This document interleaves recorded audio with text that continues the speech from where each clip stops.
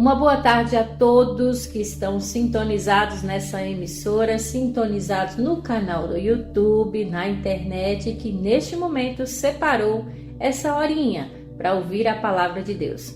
Sejam todos bem-vindos ao programa A Voz da Profecia. A voz é nossa, mas a palavra é de Deus. Que Deus abençoe você, sua família, que a paz, o poder, o Espírito Santo, a comunhão estejam todos agora juntos neste momento para ouvir mais uma vez a voz de Deus. Agradecemos você pela sua audiência, pelo seu carinho, continue conosco, você faz parte deste programa, fale conosco, esteja sempre conosco junto, não só no canal no YouTube, mas também na emissora de rádio. Peça seu pedido de oração. Estamos aqui para lhe ouvir. Lembrando que no canal do YouTube você tem a descrição lá do nosso canal e na descrição tem tanto o meu número quanto o número de Evandro e você pode fazer seu pedido de música. Quer ouvir aquela música especial? Quer ouvir aquele alô? Quer mandar um alô para alguém? Quer fazer um pedido de oração? Pedir um estudo bíblico? Nós teremos o prazer de ouvir. Então não esquece de acessar YouTube Novo Tempo Santa Cruz. Tem um logo lá, o fundo azulzinho. Não é difícil de achar. Se inscreva no canal e faça parte desta família que é o programa A Voz da Profecia. Sejam todos bem-vindos. Olá, Evandro, como é que você tem passado? Como é que foi a semana? É um prazer estar novamente aqui com você para a gente estudarmos mais um capítulo. E qual é o capítulo de hoje? Olá, Leila, minha irmã, minha querida. Hoje é o capítulo de número 2, isso mesmo. Se você tem sua Bíblia, vai pegando, vai se acomodando e abrindo em 1 Timóteo, capítulo 2. Eu quero muito, debater, falar com você o assunto de hoje, porque tem muitas bênçãos, tem muito a se aprender, muito a se estudar. Então, obrigado pela sua audiência, obrigado por estar aqui conosco. Você que está na sua casa, no seu trabalho, no seu sítio, ouvindo pela internet, que Deus abençoe você e sua família ricamente. Oramos por isso. Quero também dar um alô também para o nosso irmão Ivanildo, que logo estará aqui conosco também, porque, Leila, eu tenho certeza que hoje sairemos daqui renovados, transformados, sabendo que o Espírito Santo falou com nós hoje. Amém! Então que assim seja, que Deus abençoe sua vida e a de todos nós. Para início do nosso programa, quero convidar você a entender um pouco o que nós vamos falar hoje na carta de 1 Timóteo, no capítulo 2, com o resumo de hoje, que é o Reavivados por Sua Palavra. E logo em seguida nós também teremos a participação do nosso irmão Ivanildo com a meditação de hoje. Então ele participa do programa, faça parte você também. Então, gente, está só começando, fica por aí que a gente volta já já. Bíblia na mão, Jesus no coração. E claro, a palavra de Deus na nossa mente e na nossa vida. A gente volta já para fazer uma oração e assim lermos o capítulo de hoje. Então fica por aí. Você sabe qual o tamanho da maior ponte do mundo? Ela fica na China e mede cerca de 55 quilômetros. A ponte em forma da letra Y vai reduzir o tempo de viagem entre Hong Kong e Zhuhai, cidade adjacente a Macau, em 3 horas e 30 minutos, aumentando a integração das cidades do delta do Rio das Pérolas. A função de uma ponte é muito simples. Ela conecta 2 lugares separados por um abismo. Biblicamente falando, a humanidade está separada de Deus pelo abismo do pecado. Assim, sozinhos, jamais conseguiríamos nos achegar a Deus. Por isso precisamos de uma ponte que nos conecte ao céu. No Antigo Testamento, uma figura muito importante que fazia a conexão entre o pecador e Deus era o sacerdote. Isto porque quando alguém pecava, precisava do cordeiro para morrer pelo seu erro e do sacerdote para levar o seu pedido de perdão diante de Deus. Desta forma, o sacerdote era uma ponte entre Deus e o pecador. Porém, todo o sistema de cerimônias do Antigo Testamento era apenas uma ilustração do que aconteceria no Calvário. Após a morte de Cristo na cruz, ele se tornou tanto nosso Cordeiro quanto nosso sacerdote. Assim, Jesus é a ponte que nos conecta diretamente com Deus. Esta é a verdade apresentada por Paulo no capítulo 2, verso 5 da primeira carta escrita a Timóteo.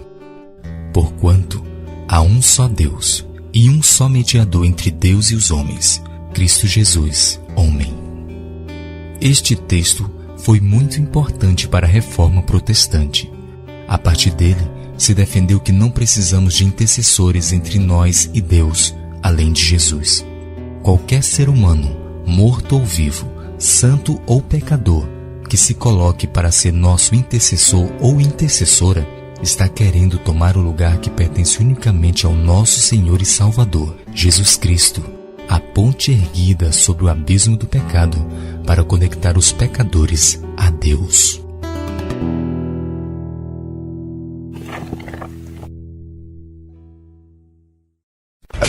Cultura FM. Tem coisa melhor? Todas as sextas-feiras, a Igreja Adventista do Sétimo Dia, das 17 às 18 horas, traz para você o programa A Voz da Profecia. Um programa de fé e esperança que anuncia a volta de Jesus. Deve Jesus voltará.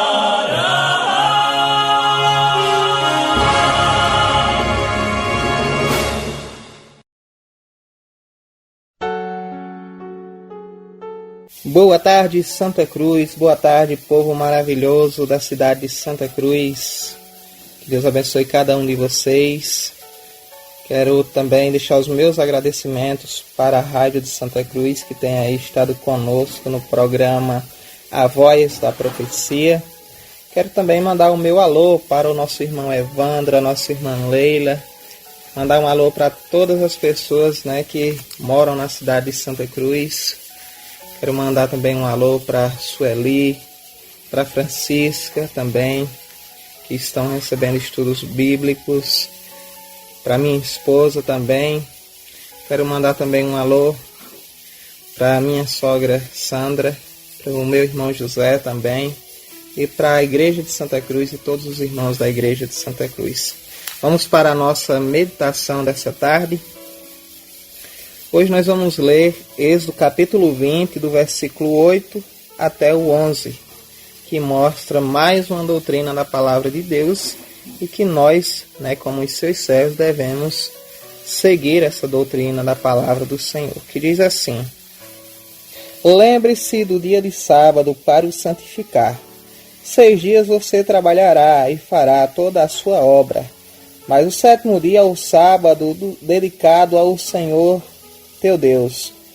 Não faça nenhum trabalho nesse dia, nem você, nem seu filho e nem sua filha, nem o seu servo, nem a sua serva, e nem o seu animal, e nem o estrangeiro das suas portas para dentro. Porque em 6 dias o Senhor fez os céus, a terra, o mar e tudo o que neles há, e ao 7º dia descansou.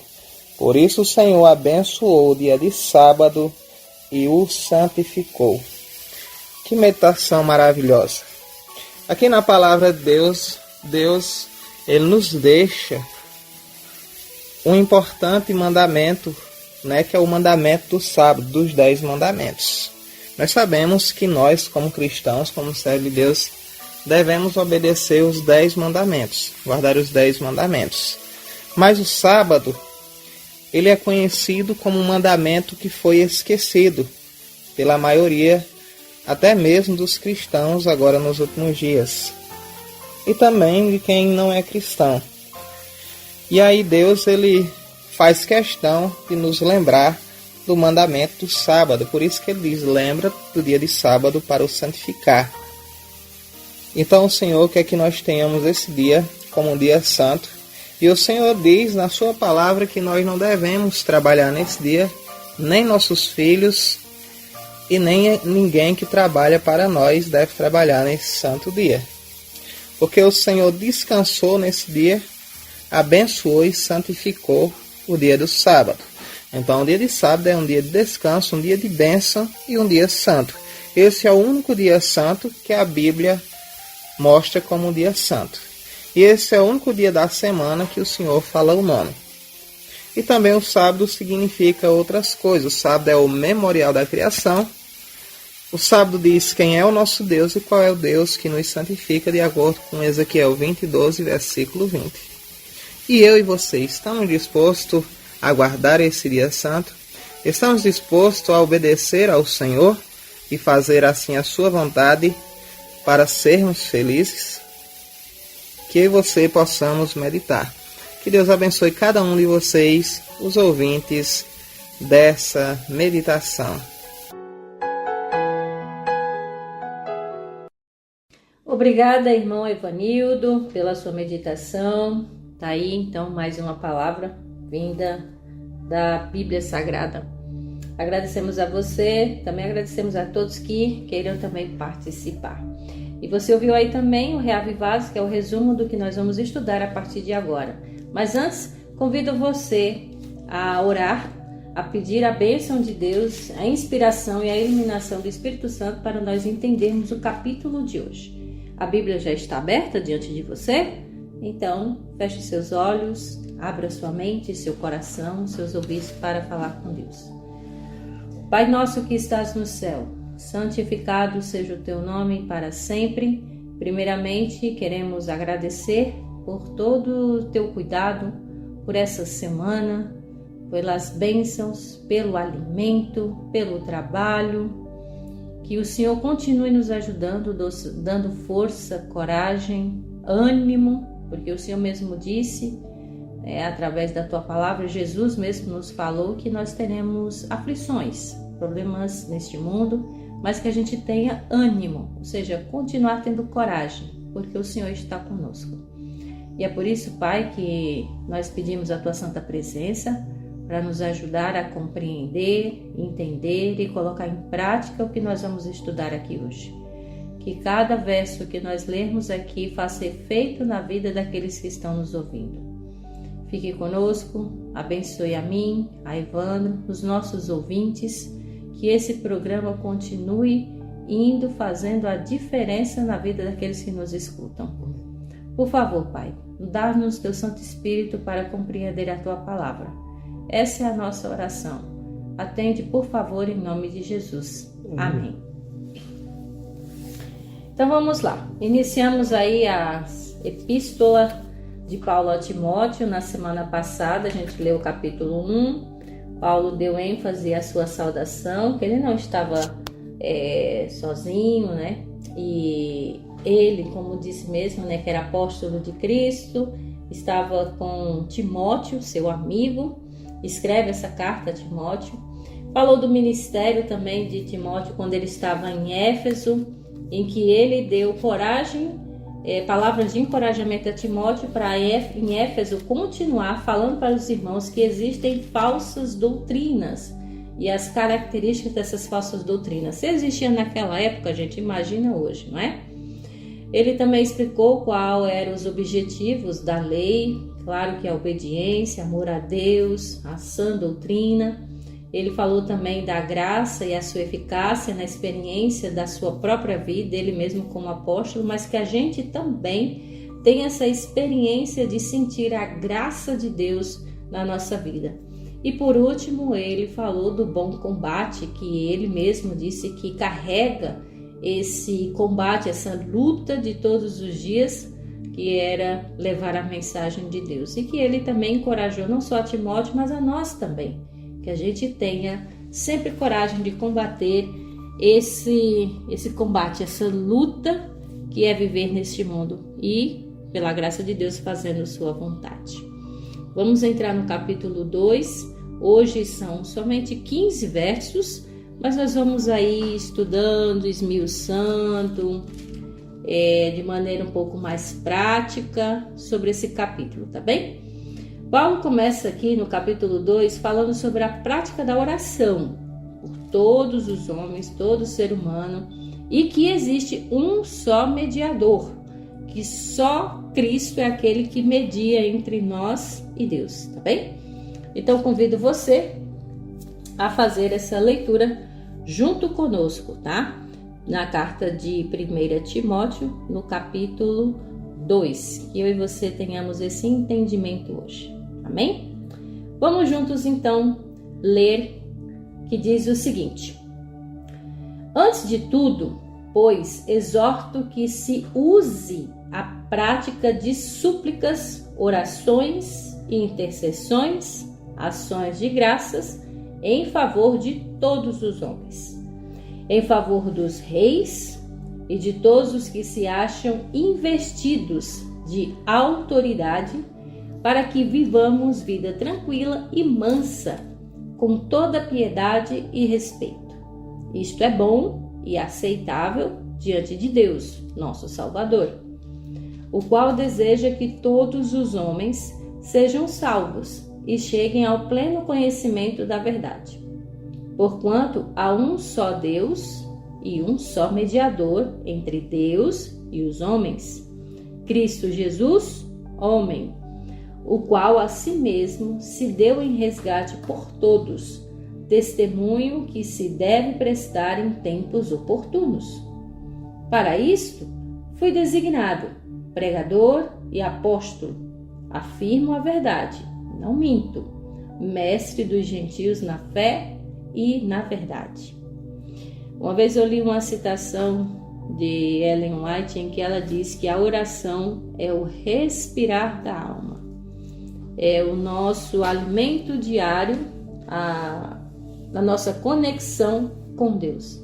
E aqui Paulo, não há dúvida que ele aconselha nessa carta a Timóteo para os irmãos e para nós também, que nós devemos orar, buscar a Deus através da oração. Isso sim é a chave de tudo, tá? Então por isso que ele disse, antes de qualquer coisa eu estou dizendo a vocês, estou exortando, pedindo a vocês, tenham sempre uma vida de oração.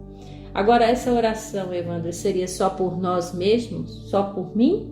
Ou Paulo está dizendo também para nós orarmos por todas as pessoas?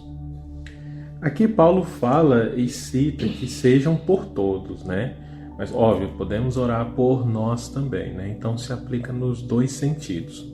Então, lembrando que Timóteo, ele era o pastor da igreja em Éfeso, né? E Paulo escreve a ele como lidar com a igreja, dando dicas, conselhos, né? E o que vamos ver agora são justamente Paulo dando dicas para o culto, né? Que Timóteo estaria ali na igreja de Éfeso. Tanto é que lá na carta de Éfeso é Paulo escrevendo para a igreja. E aqui em Timóteo é Paulo escrevendo para Timóteo em pessoa, né? Dando dica para ele administrar melhor a igreja. Então ele começa dizendo, né? Antes de tudo, Timóteo, eu recomendo que se façam súplicas. O que é súplicas? É justamente aqueles pedidos de oração, né? Quando a pessoa fala... eu peço que orem para a minha família que está passando por isso, pelo meu irmão, pelo meu amigo, isso. Aquelas pessoas que pedem oração, né?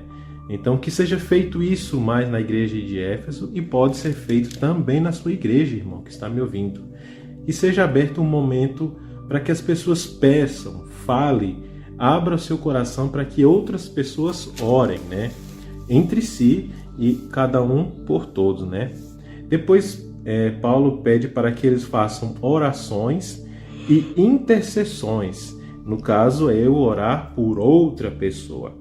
E ações de graça são agradecimentos, né? Então, no seu culto da sua igreja, na minha igreja, tem que ter esses passos, né? Eu tenho que pedir oração, orar pelo próximo e agradecer por todas as bênçãos, por tudo que Deus fez na minha vida. Se algum irmão me ajudou a agradecer também, sabe? Isso tem que ser parte de um culto.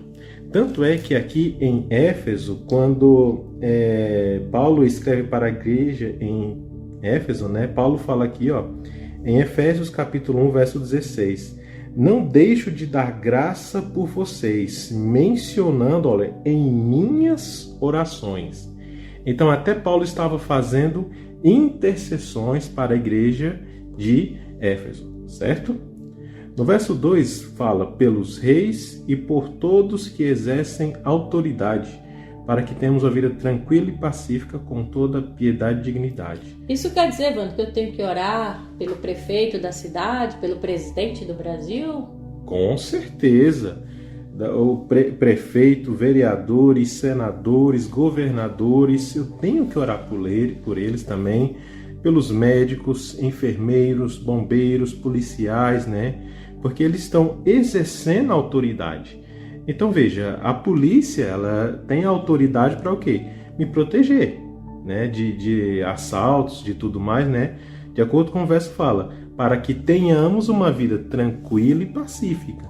O médico ele está no hospital para quê? Tratar as minhas doenças, para que ele me dê uma vida pacífica e tranquila. Então não custa nada eu orar pelo médico, para que Deus dê sabedoria a ele, para poder saber tratar as pessoas, né? E trazer a cura, claro que primeiramente através de Deus, mas também Deus dá inteligência e capacidade aos médicos. Com certeza, muito bom. Porque o médico está lá fazendo uma cirurgia, né? E a pessoa, o paciente pode estar entre a vida e a morte. E o médico ele pode salvar essa pessoa com o auxílio de Deus. Para o quê? Para que leve vida essa pessoa, para que leve de volta para sua família, né? Então, esse é um princípio, a gente já começa aqui sobre o quanto a oração intercessória demonstra, Leila, muito amor pelo próximo. Porque eu estou orando por um médico que eu nem conheço, para que o trabalho dele seja abençoado, não é? Então, Deus enfatiza que nós devemos orar uns pelos outros. Às vezes a gente só foca muito em nós mesmos e na nossa família, ou às vezes mesmo alguns irmãos da igreja. Mas a gente também não pode esquecer das outras pessoas lá fora que ainda não têm a mesma luz do evangelho que a gente encontrou, né? Então devemos orar. E eu acho até bonito também quando você fala para essa pessoa, eu estou orando por você. Jesus, quando esteve aqui, ele mesmo disse para os discípulos que estava orando por eles, né? Então isso é muito importante. Isso é uma demonstração de amor, de misericórdia, de compaixão para com o próximo, né? Então não importa quem seja, ore. Isso, né? Conhecido ou não, ore. Mas por que Deus pede isso? Aí o verso 3 explica. Porque isso é bom e agradável perante Deus, nosso Salvador. Então você quer agradar a Deus? Quer fazer o que é bom diante de Deus? Ore pelo próximo. Chegue para ele e fale, o que eu posso orar por você? Qual é o seu pedido de oração para mim chegar em casa e orar por você? Ou podemos orar agora? O que você é agradecido? Isso aqui é cristianismo puro. Isso aqui é a mensagem de Cristo aqui. Amor, oração, união. Isso é fantástico. É o evangelho aqui. E até também no verso 4 tem descrevendo o objetivo. É bom, é agradável a Deus, com certeza a gente está fazendo a vontade de Deus. Por quê? Qual é o desejo de Deus? Como ele disse aqui no versículo 4, que deseja que todos os homens sejam salvos e cheguem ao conhecimento da verdade. Então, quando eu oro por alguém, eu estou demonstrando o mesmo ato que Cristo fez por mim, que orou, que fez o possível por mim. Paulo não cessou de orar pelos irmãos das igrejas. Então, por que nós também não temos esse hábito? Para quê? Para que as pessoas também cheguem a esse conhecimento. Porque muitas vezes a pessoa pensa assim, nada acontece de bom na minha vida. Aí você pergunta, você tem uma vida de oração, não é?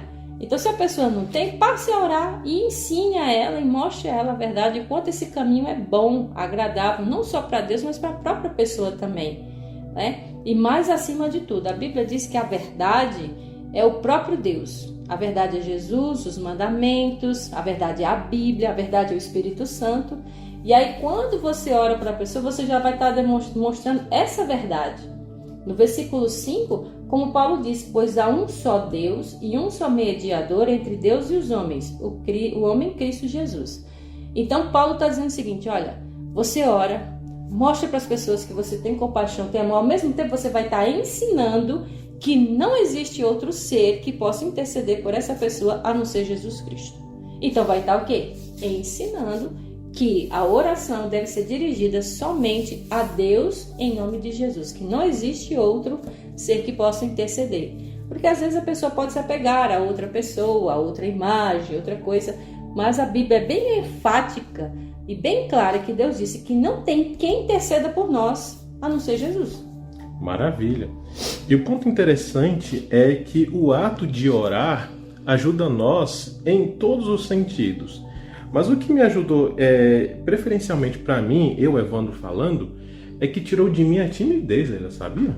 Que bom! Porque eu era aquela pessoa tímida que não falava muito com as pessoas, então eu comecei a orar. Eu começava a orar em voz alta, né? Chegava no meu quarto, ajoelhava e orava e começava a falar com Deus em voz alta. E isso fez em mim para que eu falasse mais com as pessoas, pregasse para as pessoas, né? Então, esse é um dos de muitos benefícios que a oração traz, né? É interessante que aqui no verso 5, Paulo fala que há só um Deus e há só um mediador entre eu e Deus lá no céu, que é interessante que Paulo coloca aqui 2 pontos, aí coloca Cristo Jesus, homem, né? O homem Cristo Jesus. Quando Paulo quis falar aqui o homem Cristo Jesus, é porque, nesse tempo, muitos achavam que Cristo não tinha um corpo humano. Então Paulo fala o seguinte, olha, quem é que está entre eu aqui na terra e Deus lá no céu? É Jesus aqui no meio, certo?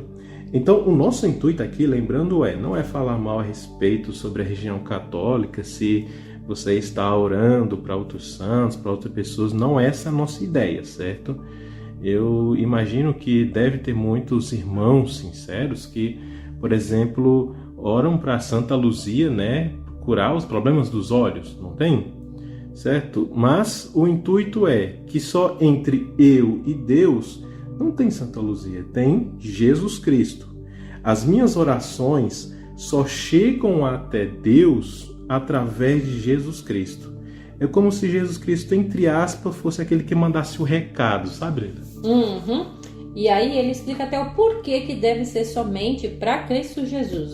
No versículo 7, ele diz, para isso fui eu designado pregador, apóstolo, versículo 6, o qual se entregou a si mesmo como resgate por todos. Esse foi o testemunho dado em seu próprio tempo. Quem unicamente me entende? Jesus. Quem sabe da minha vida, dos meus problemas, de tudo que eu passo? Jesus. Porque Jesus também foi ser humano, ele sabe exatamente o que a gente passa. E foi Jesus o principal motivo que morreu por nós. Então não existe outro que possa interceder por nós, porque nenhum outro morreu por mim ou por você, a não ser Jesus. Então aqui é o motivo pelo qual nós devemos orar, pedir a Deus, sim, que através de Jesus que intercede por nós, porque ele foi o único que nos resgatou, que deu sua própria vida por nós, tá? E aqui Paulo diz bem claro, eu fui designado para dizer isso para vocês, que ele mesmo, o próprio Cristo, deu a vida por nós e somente a ele nós devemos orar. Inclusive, irmão, até o próprio Jesus ensinou, né? Que nós devemos dirigir a Deus como nosso Pai. Então Jesus ele não disse, quando você for falar com Deus, pede a fulano, pede a ciclano, pede a alguém. Não, vá diretamente com Deus. Agora, quem pode atender essas orações é somente Deus através de Jesus. Porque não existe outro caminho para Deus a não ser Jesus, que é seu único filho. Então lembramos também, né, que tem, por exemplo, o Santo Antônio, que é o santo casamenteiro. Então, para que eu vou pedir para Santo Antônio se eu posso pedir diretamente a Jesus Cristo, que está vivo, está no céu intercedendo por nós, sabe? A nossa ideia não é falar mal, certo? Mas mostrar que a Bíblia diz que entre eu e Deus só tem Jesus Cristo, somente, ninguém mais e nada mais, certo? Porque ele está vivo. O verso 6 fala, ele pagou o resgate. Então, outras pessoas não conseguem pagar esse resgate, só Cristo pagou esse resgate. Então o nosso conselho é que quando você for orar, você mesmo até orar aqui no programa falou, querido Deus, amado Pai, né, por exemplo, é como se você estivesse escrevendo a carta para Deus. Essa carta é no remetente para Deus, né? Destinatário, melhor falando, para Deus. E você fala, abre seu coração, meu pedido é isso, isso e isso, vai falando. E no final, né, em nome de Jesus, né, o remetente. Então, no início tem que estar escrito Jesus e no final da oração também Jesus, direcionado para Jesus, né? Exatamente, né? Então, esse é um fator muito, muito importante, tá? Porque o próprio Jesus ensinou isso, que quando vocês forem orar, peçam ao Pai, tá bom? Que fale diretamente com Deus. Então é esse o fundamento pelo qual aqui Paulo está dizendo que nós cristãos devemos praticar a oração por todas as pessoas, mas que existe um único mediador. Ele não disse vários, ele disse o único mediador é Jesus Cristo, tá bom? Que isso fique bem claro para todos nós. No verso 7 é interessante que ele fala, né? Para isso foi designado, né? E Paulo aqui ele coloca, né? Digo-lhe a verdade e não minto. Ele sendo mestre da verdade, da fé aos gentios, aos não-judeus, né? A gente fala que não cristãos, né? Como forma didático, mas os não-gentios são não-judeus. Paulo menciona isso também lá em Romanos capítulo 9, verso 1, quando ele fala, digo a verdade em Cristo, não minto. Minha consciência o confirma no Espírito Santo. Então, esse entre aspas aqui, né, essa aberta aqui, ele está dizendo da palavra dele que ele tem a convicção de que está falando por Cristo, né? E o verso 8 fala, quero, pois, que homens orem em todo lugar, levantando mãos santas, sem ir e sem discussões. É interessante que muitas pessoas, judeus daquele tempo, eles oravam no meio da rua. Batia tal hora, eles começavam a levantar as mãos, começavam a orar, gritando, falando a toda altura, né? Muitas vezes pareciam que estavam até discutindo. Mas Paulo diz o seguinte, olha, eles estão orando na rua, mas você ore com reverência, com atitude, com paz, sem discussão, sem ira, certo? Paulo dá outro conselho inversamente do que as outras pessoas faziam ali naquele local. Outro detalhe importante, Evandro, que eu lembrei agora, de que Jesus é o nosso único mediador, principalmente pelo fato de que ele é o único que está vivo. Isso. Uma coisa que eu lembrei agora, né, que a gente tem que entender isso, que Jesus, ele veio, morreu, mas ele ressuscitou e é o único que está vivo intercedendo por nós, tá? Então, como a gente sempre enfatiza, a gente não quer julgar, não estamos aqui para condenar ninguém, mas observe o que a Bíblia diz. O que a palavra de Deus diz para você, que o único mediador é Jesus Cristo, que é o único que está vivo. Esses outros pelo qual, não somente os católicos, mas também tem o islamismo, tem o budismo, tem o espiritismo, tem muitos outros tipos de religiões que fazem suas orações a outras pessoas, mas que já morreram e que não estão ressuscitadas. Então, como a Bíblia diz, ore sim, mas há um Deus que está vivo, intercedendo e ouvindo sua oração, tá bem? Continuando agora, no versículo 8 em diante, Paulo escreve para Timóteo como que é o proceder conveniente no culto público. Mais uma vez agora, o comportamento do cristão. Versículo 8 diz assim, quero, pois, que os homens orem em todo lugar, levantando mãos santas, sem ira e sem discussões. Da mesma forma, quero que as mulheres se vistam modestamente, com decência e discrição, não se adornando com tranças e com ouro, nem com pérolas ou com roupas caras, mas com boas obras, como convém a mulheres que declaram adorar a Deus. A mulher deve aprender em silêncio com toda a sujeição. Não permito que a mulher ensine, nem se tenha autoridade sobre o homem. Esteja, porém, em silêncio, porque primeiro foi formado Adão e depois Eva. E Adão não foi enganado, mas sim a mulher que, tendo sido enganada, tornou-se transgressora. Entretanto, a mulher será salva dando à luz a filhos, se permanecerem na fé, no amor e na santidade com bom senso. Eita, Evandro, aqui tá parecendo que Paulo é machista, né? Parece. Tá parecendo que Paulo tá pegando no pé das mulheres, que a mulher não pode falar, que a mulher não pode ensinar, né, que deve se vestir. Então, mas vamos entender direitinho o que Paulo quer dizer, tá bom? Então ele primeiro diz, olha, eu quero, portanto, que os varões, os homens, orem em todo lugar. E aqui ele dá um exemplo que também era costume da época, quando levantam as mãos, e quando levantar essas mãos, é você como se estivesse clamando, buscando a Deus em todo lugar e, como disse, sem discussões, ou outras versões diz sem animosidade. O que ele quer dizer, que você tá com as mãos para cima e tá orando e tá falando com Deus, mas que não haja nenhum tipo de outro burburinho por fora, tá? Mas que não tenha discussões, que quando um ora, o restante fica em silêncio, tá bom? Porque o que Paulo está enfatizando nesses últimos versos, gente? Ordem no culto, tá? Ele já falou isso também na carta aos Coríntios. Ordem no culto, na cultuação. Pode até ser em público, mas tem que ter decência, tem que ter ordem, tem que estar em silêncio, tem que estar em calmaria. Uma pessoa só falar, que todos entendam, tá?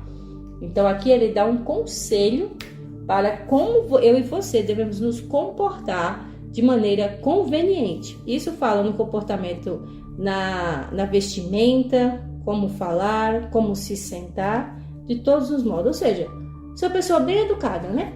Sim, com certeza.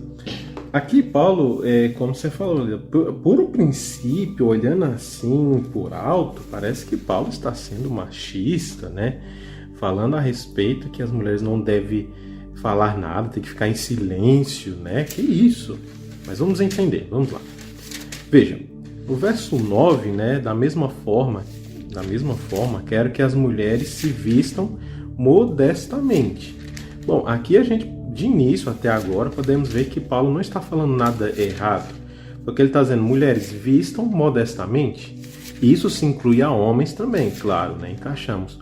Homens se vistam também modestamente, com decência, né? Tudo certinho, discrição, e não se adornando com tranças e com mouros, nem pérolas, nem com roupas caras.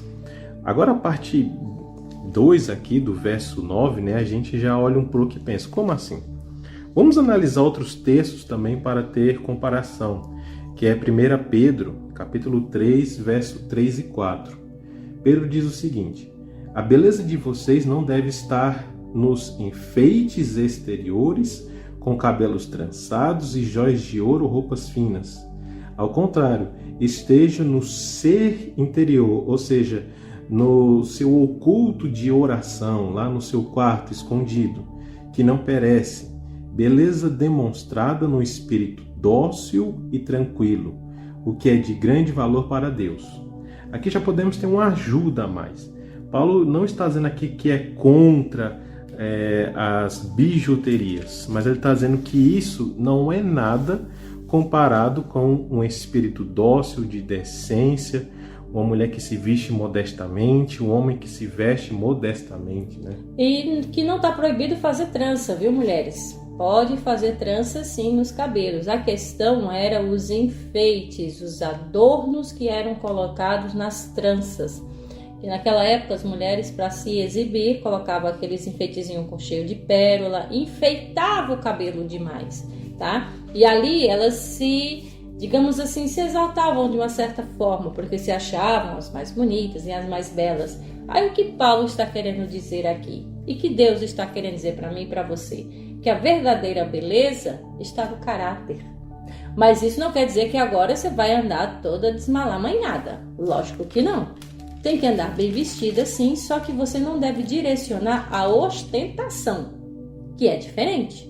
Porque muitas vezes você compra uma roupa muito cara e aí falta o alimento em casa. Então é melhor comprar sim roupa de boa qualidade, mas pesquise direitinho, tá bom? Então Paulo está aconselhando para mim e para você termos uma vida modesta, uma vida tranquila, tá bom? Então mulheres devem sim se vestir com decência, devem se vestir com a roupa que cubra todo o seu corpo, que não seja transparente, que não seja muito justa, que não seja curta ou decotada. E isso também vale para os homens. Eu pergunto a vocês, vocês iriam, por exemplo, a um tribunal ou a um fórum de chinelo, camiseta regata, ou até mesmo sem camisa.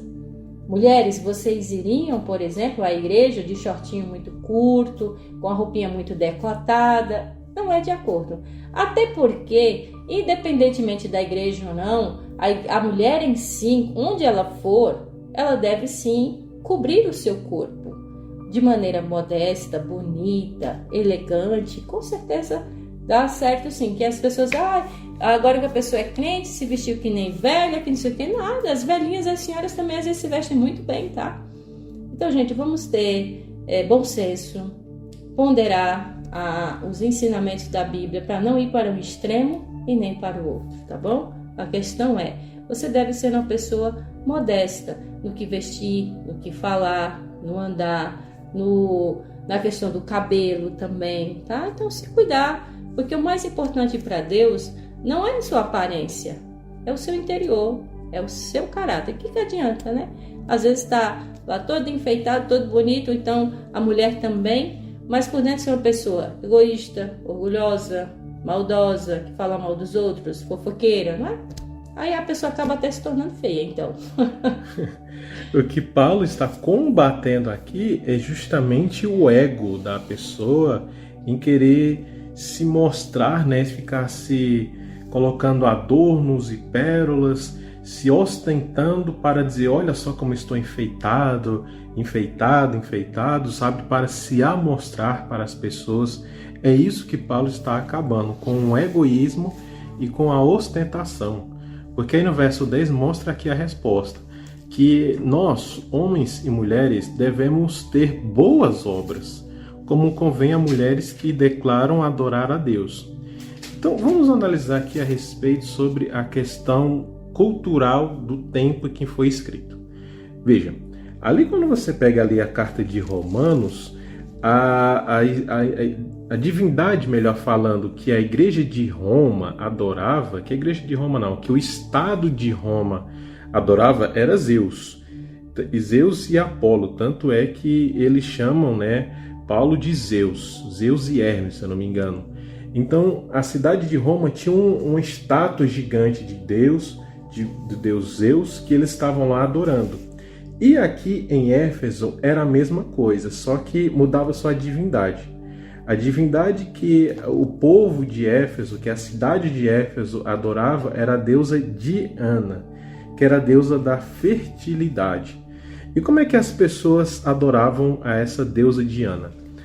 O templo da deusa Diana era composto muito mais por mulheres. E as mulheres lá do templo de Diana estavam cheios de tranças, cheios adornados de pérolas, de roupas caras, de roupas finas. E a cultuação a essa deusa Diana era feito, Leila, muitas vezes com orgias, olha só. Tinha muitas atrocidades sexuais ali, à torta e à direita, sabe? E ali era o modo que essas pessoas, essas mulheres, os homens também que estavam lá, estavam cultuando a essa deusa Diana. Aí Paulo escreve esses versos aqui para diferenciar o povo de Deus com o povo que estava adorando a deusa Diana. Então você, mulher da igreja de Deus, não se vista como essas mulheres do culto de Diana, que está cheio de pérolas e tranças e ouros e tudo mais, sabe? A mulher da igreja de Deus, de acordo com o verso do tempo aqui que eu estou falando, tem que andar mais simplesinha, modéstia, discrição, sabe? De acordo com o verso 9, para se diferenciar da mulher que fazia ali culto à deusa Diana. Então Paulo não está sendo machista, mas sim para que façam diferenciação, que sejam diferentes dessas mulheres. Ficou claro?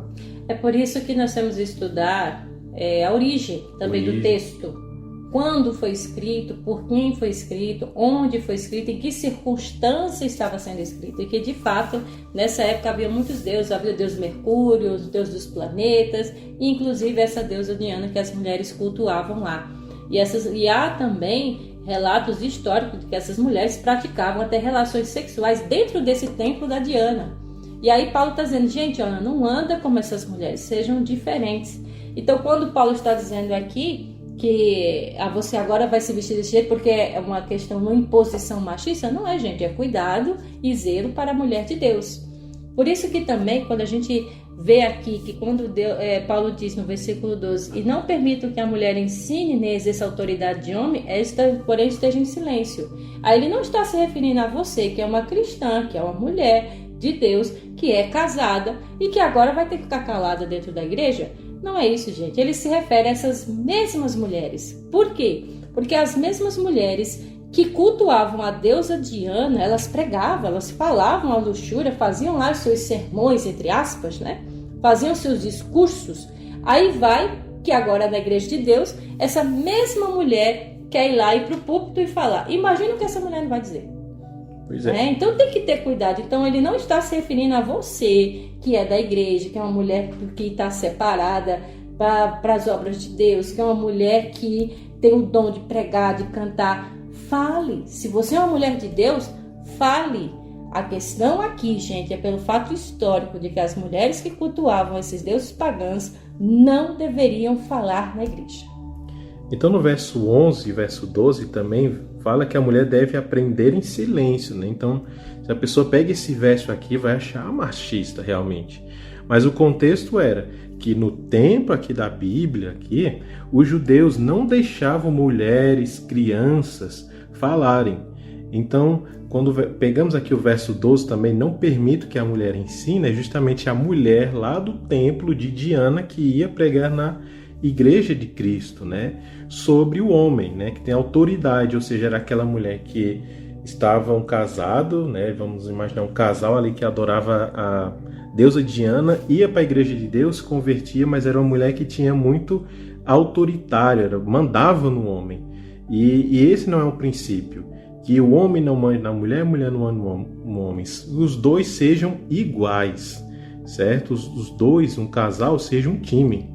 Esteja, porém, em silêncio, ou seja, calma. Se essa mulher do tempo de Diana for pregar na igreja de Cristo, pregue corretamente, que não fale palavras sabe erradas, que pregue com calma, né? Porque primeiro foi formado Adão e depois Eva. E aqui Paulo no verso 13 ele pega um exemplo, né, para mostrar sobre Adão e Eva também. Isso, agora ele volta lá para a criação. Quem Deus criou primeiro, o homem ou a mulher? O homem, não foi? Sim. E do homem foi que ele criou a mulher. Aqui vem a questão da submissão. Então, mulheres e homens, atentem para o que eu vou dizer agora. Não está dizendo que agora você, mulher, deve obedecer a tudo que o marido mandar. Calma. Você deve ser obediente ao seu marido? Sim, se ele for de Deus, se ele for o cabeça. Mas essa submissão, segundo a criação, quer dizer que agora você vai agora ser protegida, cuidada pelo marido. A função de Adão era exatamente isso: cuidar de Eva, protegê-la, dar-lhe tudo o que ela necessitava. E Eva, obviamente, por ele ser um homem bom, ela se submetia, claro, também a Adão. Mas não porque Adão disse assim: agora eu quero que você me dê comida na boca. Ah, Eva, agora eu quero que você faça tudo o que eu mandar. Vamos botar para os tempos de hoje. Ah, agora mulher, você vai ter que colocar a comidinha aqui no meu prato, na minha comida. Pode fazer, viu, gente? Não estou fazendo apologia a você não ser carinhosa com seu marido. Calma, tá? Mas aí, por exemplo, o marido vem e diz: ah, mulher, eu quero que você vá lá no bar e compre uma latinha de cachaça para mim. E aí? Você é uma mulher de Deus, o que você vai fazer? Então, estou entendendo, tá, gente? Que o homem, ele é, sim, deve ser submetido a Deus. E a mulher ser submetida a esse homem que já é de Deus, tá? Então, Deus, aqui ele deixa bem claro que a mulher, antes, a sua função de fato era dar luz aos filhos. Como ele disse, que a mulher seja preservada, a missão de mãe, ele disse, de sua missão de mãe. Ou seja, a missão de dar luz aos filhos, cuidar dos filhos. Gente, a missão da mãe é extremamente importante. Construir o caráter da criança juntamente com o pai. Então, gente, para não gerar polêmica, resumindo, você que é de Deus, homem de Deus, que se submete, que é um homem temeroso a Deus, é casado. Você, esposa, que é casada com esse homem ele tem temor de Deus, então o ajude, como ele fez, como o exemplo lá da criação. Você, mulher, é uma auxiliadora do seu marido, e o seu marido vai cuidar de você, lhe proteger, vai lhe suprir aquilo que você necessita, tá bem? E que haja essa harmonia uns com os outros. Então, Paulo não está sendo machista, Deus não está sendo machista, e nós aqui também muito menos, mas que você entenda que cada um tem a sua função dentro de um relacionamento. E esses versos também podemos lembrar e citar muito bem que se trata de questões culturais daquela época, certo? Isso. Não podemos literalmente tirar tudo isso e aplicar nas nossas vidas. Então, como eu mencionei, o casal ele tem que ser um time, certo? O homem tem sua função, a mulher tem sua função, as crianças têm sua função, mas todos são um time, certo? Todos têm que cooperarem, porque Deus criou primeiro Adão e fez Eva da costela de Adão, bem no meio, porque se fizesse tirasse, por exemplo, um pedaço da cabeça, mostrava que o homem era superior. E se fizesse do pé, mostrava que era inferior. Por isso que Deus criou do meio, para mostrar que são um time. Ou seja, anda lado a lado. Isso Exato. mesmo. Então, aí no verso 15, para encerrar, podemos ver que a mulher, o homem e a mulher serão salvos, né? Aqui ela está falando a respeito que a Eva pecou, mas Adão não pecou porque Adão não foi enganado. Mas Adão deliberadamente comeu também do fruto porque amava a Eva. Então veja como até no pecado eles foram time. Mas mesmo assim, Adão e Eva e todo homem e mulher serão salvos. Aí Paulo coloca, se permanecerem na fé. Eu e você podemos ser salvos se permanecermos na fé. Amém, que lindo, foi muito bom estudar esse capítulo, muito esclarecedor. Inclusive, se você ficou com alguma dúvida, a gente fala com a gente que a gente está aqui para te ouvir, tá bem? Já chegamos ao finalzinho. Como passa rápido, né? Passa muito rápido. Passa muito rápido. Nós vamos ouvir agora as palavras do pastor Michelson Borges sobre esse capítulo. E logo em seguida nós vamos ouvir a música belíssima com Fernanda Lara. Já que a gente falou em oração, é essa música que nós vamos ouvir, Eu Tenho Que Orar. Então fica por aí nos momentos finais do nosso programa que a gente volta já para orar por você. Olá, tudo bem com você? Hoje vamos analisar o capítulo 2 da primeira carta de Paulo a Timóteo, um capítulo pequeno, mas cheio de instruções práticas vindas do apóstolo inspirado. O verso 1, a recomendação de Paulo é que oremos intercessoriamente por todas as pessoas. A oração intercessória pode até ser um tanto misteriosa, mas a Bíblia nos recomenda praticá-la, porque de certa forma é como se estivéssemos autorizando Deus a agir na vida de outras pessoas que talvez não estejam tão preocupadas assim com a salvação, com a sua vida espiritual, e assim nós estamos permitindo que Deus atue nos bastidores em favor da salvação delas. Pratique sempre a oração intercessória, nunca deixe de orar por pessoas que você ama, e inclusive, como diz aqui o apóstolo Paulo no verso 2, orar por nossos governantes, para que possamos ter tempos de paz e liberdade. A ideia é que nós oremos por nossos governantes, os presidentes, os governadores, os deputados, os homens de leis, para que possamos ter mais tempo de liberdade religiosa a fim de pregar o Evangelho. Piedade e dignidade devem andar de mãos dadas, diz ainda o verso 2. No verso 3, lemos que Deus deseja que todos os homens sejam salvos e cheguem ao conhecimento da verdade. É importante conhecer esse verso, porque aqui nós vemos qual é realmente o desejo, a vontade de Deus. Infelizmente, nem todas as pessoas vão viver de acordo com essa vontade divina, mas Deus gostaria que todos fossem salvos, que todos chegassem ao conhecimento da sua verdade. Cada vez que pregamos, damos um estudo bíblico, entregamos um livro, estamos cumprindo assim o desejo de Deus. Verso 5, há um só Deus, um só mediador entre ele e os seres humanos, Jesus. E Jesus aqui é chamado de homem, mostrando sua eterna identificação conosco. Só Jesus pode ser a ponte entre o céu e a terra, pois só ele é Deus e homem ao mesmo tempo. Verso 6, Jesus é o único mediador, pois foi ele, o único ser que sem pecado morreu pelos pecadores. Não há outro no universo que reúna essas características, essas prerrogativas de ser assim, essa ponte, esse mediador, aquele que faz a intercessão. Verso 7, existe a verdadeira fé e a contrafação. Estude a Bíblia para saber a diferença entre elas. O verso 8 nos faz lembrar até de uma musiquinha que cantamos para as crianças, com as crianças, né? Cuidado, mãozinha é o que pega. Aqui nós temos o incentivo, a admoestação de Paulo para que tenhamos mãos puras. Primeiro vem a confissão, verso 8 também nos ensina isso. Primeiro vem a confissão, do contrário, não poderemos orar com a mente e o coração e as mãos puros. Devemos orar em todo lugar, manter comunhão ininterrupta com o céu. Se houver algum lugar onde não possamos orar a Deus, não deveremos estar nesse local. Dos versos 8 ao 15, aqui encontramos, quem sabe, alguma polêmica. As pessoas talvez não entendam o contexto direto, local, geográfico, histórico desses textos, e assim trazem alguma confusão. Mas aqui vemos que as mulheres desempenhavam papéis importantes na igreja apostólica, atuando como profetisas e líderes das igrejas nas casas. Paulo não estava realmente proibindo a liderança feminina, a atuação feminina na igreja. Precisamos entender realmente o contexto desse texto. Verso 9, aqui Paulo apresenta as características da roupa cristã. Deve ser modesta, decente, discreta, sem adornos desnecessários. Naqueles tempos, havia um penteado que incluía trançar o cabelo com ouro e outros adornos. É esse tipo de penteado que Paulo se refere aqui no verso 9. E o princípio que fica para nós, aqui no século XXI, é que investir em roupas caras, enquanto o nu precisa ser vestido, isso realmente é uma indecência. Verso 10, as boas obras devem ser nossa prioridade, não as futilidades. Versos 11 e 12, também aqui encontramos uma polêmica, né?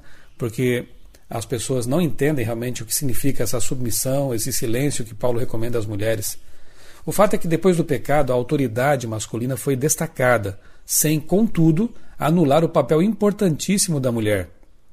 Ao interpretar passagens como esta, é necessário levar em consideração o contexto histórico e cultural, tanto da época quanto da atualidade.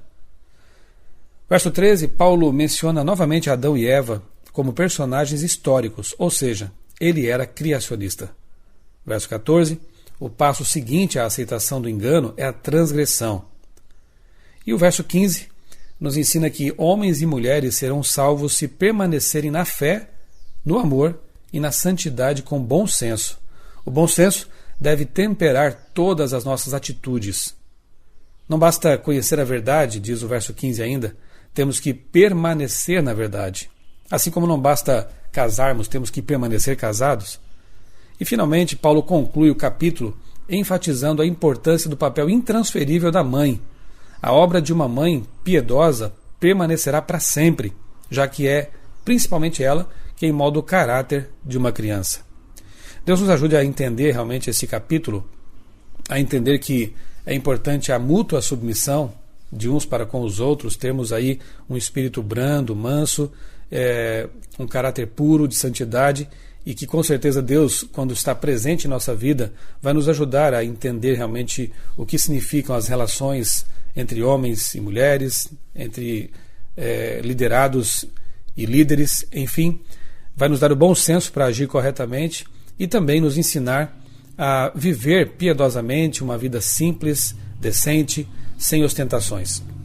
Eu sou o pastor Michelson Borges, desejo a você um dia muito feliz, muito abençoado na presença de Jesus, orando todo o tempo pelos outros e por si mesmo. Um grande abraço para você. Cultura FM. Tem coisa melhor? Todas as sextas-feiras, a Igreja Adventista do Sétimo Dia, das 17 às 18 horas, traz para você o programa A Voz da Profecia. Um programa de fé e esperança que anuncia a volta de Jesus. Breve Jesus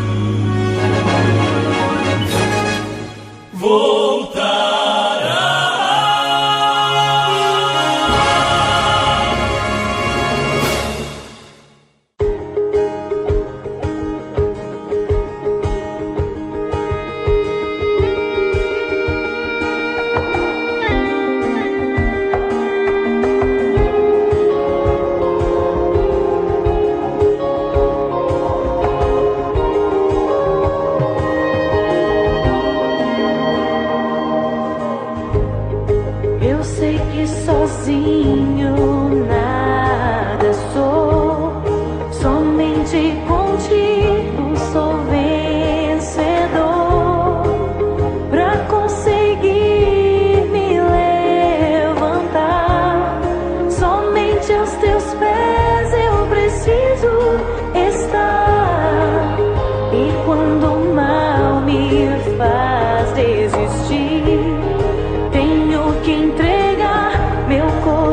coração a ti, em ti eu vou buscar poder. Basta te ouvir, eu tenho que orar. Senhor, estou ouvindo teu chamado, eu tenho que orar. Jesus, diante de ti estou prostrado.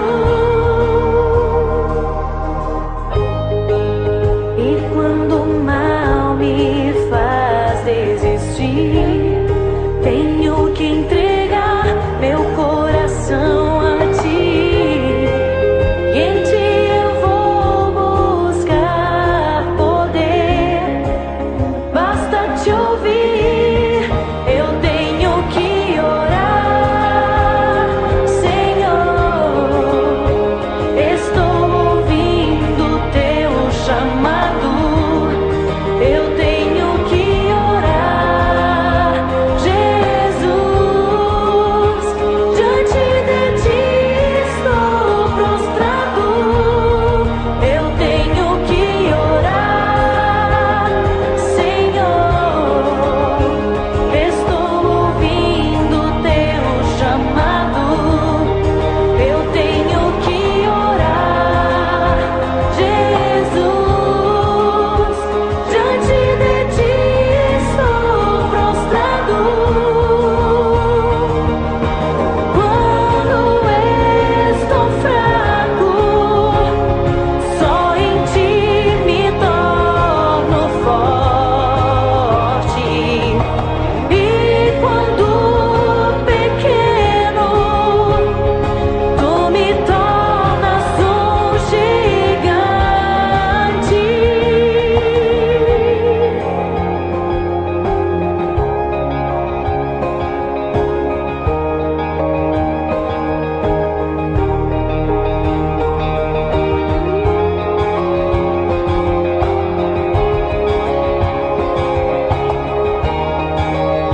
Eu tenho que orar. Senhor, estou ouvindo teu chamado, eu tenho que orar. Jesus, diante de ti estou prostrado, eu tenho que orar. Senhor, estou ouvindo teu chamado, eu tenho que orar.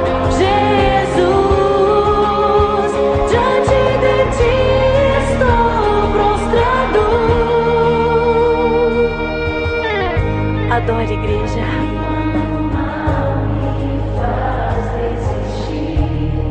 Tenho que entregar meu coração a ti, e em ti eu vou buscar poder. Basta te ouvir, eu tenho que orar. Senhor, estou ouvindo teu chamado, eu tenho que orar. Jesus, diante de ti estou prostrado. Agradecemos a você pela sua audiência, pelo seu carinho, e não esqueça o que a música falou, que eu e você temos que orar por todos, inclusive por nós mesmos, pela nossa família. Que Deus abençoe você, tenha um excelente sábado, um bom final de semana. Sexta-feira que vem estaremos novamente aqui, se Deus nos permitir. Até lá, deixo o meu forte abraço. E lembre-se, irmãos, ainda que você ande pelo vale da sombra da morte, não tema, pois Deus é com cada um de nós. Nesse momento eu quero orar com você, por você, intercessoriamente. Querido Deus, maravilhoso Pai, obrigado pelo estudo, pela Tua Palavra. Oramos, Senhor, por cada família dessa cidade, por toda a autoridade, médicos, bombeiros, policiais, prefeito, vereador, Abençoa, Pai, cada um deles. Oramos para que seja feita a Tua maravilhosa vontade. Oramos em nome de Jesus. Amém.